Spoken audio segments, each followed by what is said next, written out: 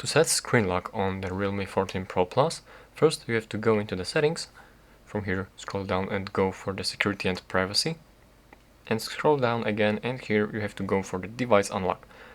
And let's go for the screen lock first. Enter your current screen lock. And right here there are three methods available. The first one is the numeric, which basically is the PIN, and from 4 to 16 digits.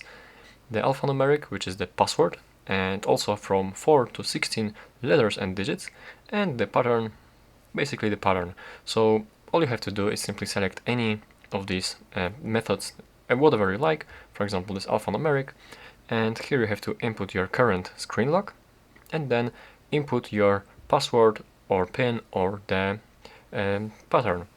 Let's now go back, and I will also show you that you can additionally go for the biometrics methods of the unlocking, and you can unlock your phone with your face or with the fingerprint. And yeah, basically that's it. That's all the lock screen methods right here.